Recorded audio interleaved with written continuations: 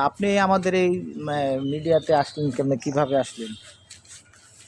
আপনাদের চ্যানেলে screen number দেওয়া আছে। আপনাদের লাইভ আমার কাছে ভালো লাগছে, তাই আমি আপনার স্ক্রিন থেকে নাম্বার নিয়ে যোগাযোগ করে আজকে আপনাদের মাঝে আসছি। তো কি উদ্দেশ্যে আসছেন আমাদের এখানে? আসলেন ভালো আসছি কথা। আপনাদের উদ্দেশ্যে আসছি, একটাই উদ্দেশ্য, যেটা হচ্ছে মনের মানুষ, যেটাতে আমি এখন পর্যন্ত খুঁজে পাইলাম না আমার মনের মানুষকে। তো সেই উদ্দেশ্যে আসছি। তো আপনি কি ধরনের মনের মানুষ চান? আমি এমন একটা মনের মানুষ চাই, বিনা শর্তে বিনা অর্থে সে আমাকে ভালোবাসবে, আমাকে টেক কেয়ার করবে, আমাকে সবসময় আগলে রাখবে, আমি কখনো ছেড়ে যাবে না, আমাকে কখনো ছেড়ে যাবে না, আমার পাশে সবসময় থাকবে। আমি এরকম একটা মানুষ চাই।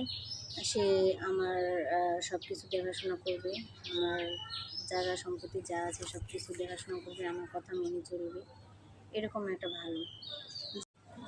আসসালামু আলাইকুম দর্শক, আবার আমরা চলে আসলাম নিয়মিত যে তো আমাদের এখানে যারা আসে তারা আমাদের স্ক্রিন থেকে নাম্বার নেয়, নাম্বার নিয়ে আমাদের সাথে যোগাযোগ করে বেশিরভাগ। তো নাম্বারগুলি নিলে পরে আমাদের সাথে যোগাযোগ করে আমরা অনেক সময় ইনভাইট করি, আবার অনেক সময় ওদের এলাকায় যাই। তো দর্শক যাই, আজকে যে আপুটা আসছে আমাদের সামনে জানেন, উনি নিজের কাছে কথা বলবে, নিজের মনের কথা নিজে বলবে। তো আমি আর কি বলবো, আমি যেটুকু বলার বলছি।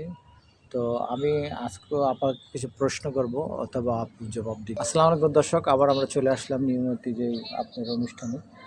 তা আমাদের আপনাদের চ্যানেলে স্ক্রিন নাম্বার দেওয়া আছে। আপনাদের লাইভ আমার কাছে ভালো লাগছে, তাই আমি আপনার স্ক্রিন থেকে নাম্বার নিয়ে যোগাযোগ করে আজকে আপনাদের মাঝে আসছি।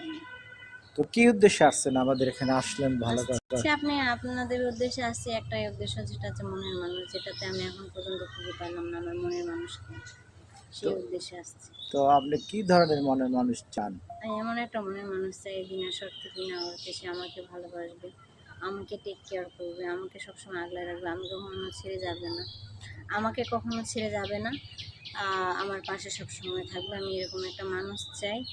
সে আমার সব কিছু দেখাশোনা করবে, আমার জায়গা সম্পত্তি যা আছে সব কিছু দেখাশোনা করবে, আমার কথা মেনে চলবে, এরকম একটা ভালো।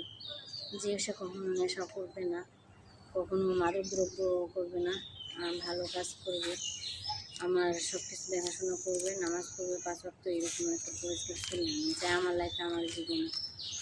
তো সে যদি গরিব হয় তখন আপনি কি সে করবেন? যদি গরিব হয় তাতে কোনো আপত্তি নেই, কোনো সমস্যা নেই। সে যদি কালো হয় তাতেও কোনো সমস্যা নেই, কিন্তু ভালো একটা মন হতে হবে, যে মনটা সবার সবার মাঝে থাকে না।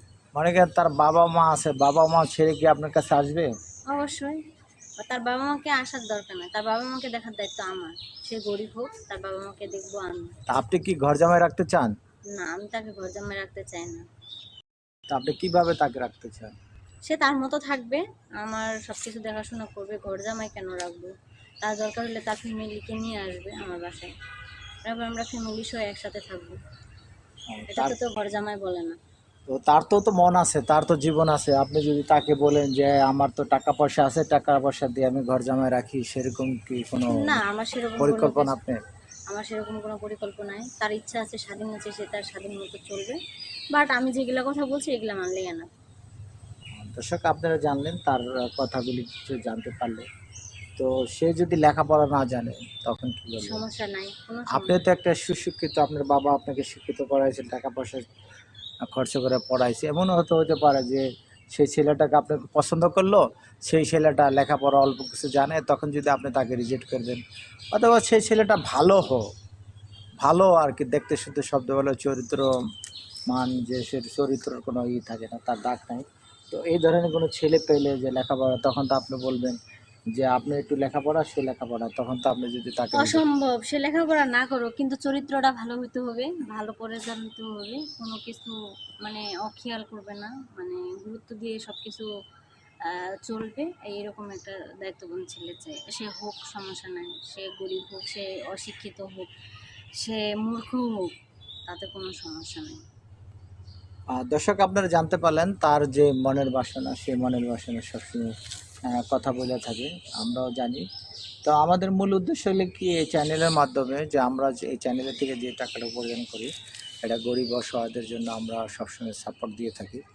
তো আজকে আমি একটাই কথা বলবো যে আপনাদের যদি ভালো লাগে থাকে, কি ভালো কেউ, আমাদের স্ক্রিনে সবসময় নাম্বার দেওয়া থাকে, আমাদের স্ক্রিনের নাম্বারে যোগাযোগ করবেন, আমাদের প্রতিপক্ষ আছে তার সাথে যোগাযোগ করবেন, তার সাথে যোগাযোগ করলে আপুর সাথে যোগাযোগ করতে পারবেন।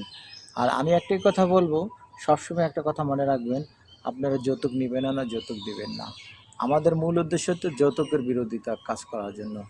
তো আমরা এখানে বিদায় নিব আজকে। আসসালামু আলাইকুম। আবার অন্য কোথায় অন্য কোনো দিন।